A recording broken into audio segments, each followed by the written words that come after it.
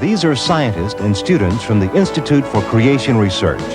They're here to travel down to the canyon floor to examine firsthand the layers of limestone, sandstone, and shale that make up its walls. Although currently accepted theory holds that the Colorado River eroded the canyon over billions of years, the people of the Institute for Creation Research see a different story in the rocks.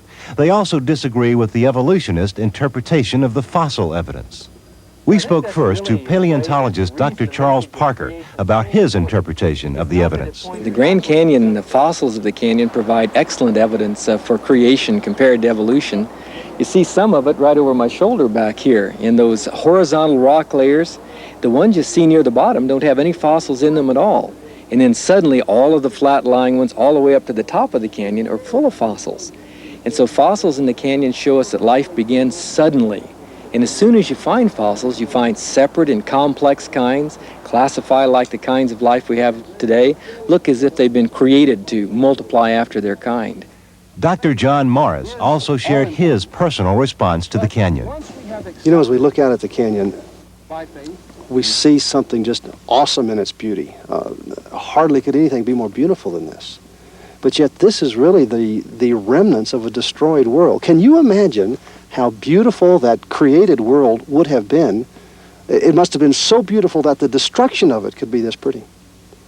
I see in the Grand Canyon the creative handiwork of God, because he created the materials and the circumstances and the natural laws that allowed this to happen, even in time of judgment. To the scientists from the Institute for Creation Research, the Grand Canyon is clear evidence for the hand of the Creator. For the invisible things of him from the creation of the world are clearly seen, being understood by the things that are made, even his eternal power and Godhead, so that they are without excuse. This is the Painted Desert, and it stretches for miles from the Grand Canyon across Arizona into parts of New Mexico. And it's a part of the country that teems with life, color, and form. What distinguishes this desert from others is the variety of colors in the soil, which shows up clearly in the stripes that seem to run across the small mountains. These layers were laid down in Noah's flood, and are sorted due to hydrological sorting. Later, some of the Great Lakes that were left behind breached their dams and created these massive spillways and canyons. These same strata can be traced over a regional extent in the United States, and many geologists believe they extend into Europe as well, all around the world, very similar to these.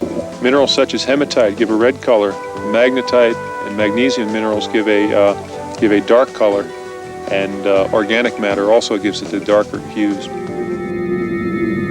Many days ago, this landscape once looked like this, before it petrified.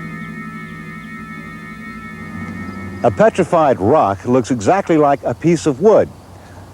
On the outside, there's what appears to be bark, and on the inside, rings, just like in a tree. But this is not wood at all, it is stone. The odds against a piece of wood turning into stone are about 1,000,000 to 1. A lot of conditions have to be just right before a forest like this will turn to stone. Vegetation usually decays back into the earth. But if a group of logs is far enough below the surface, and if a silica solution can seep into the wood, then cell by cell the wood can be replaced by quartz crystals.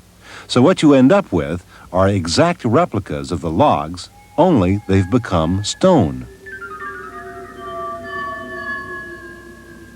Silica itself is colorless, but when different minerals get involved, the results can be spectacular.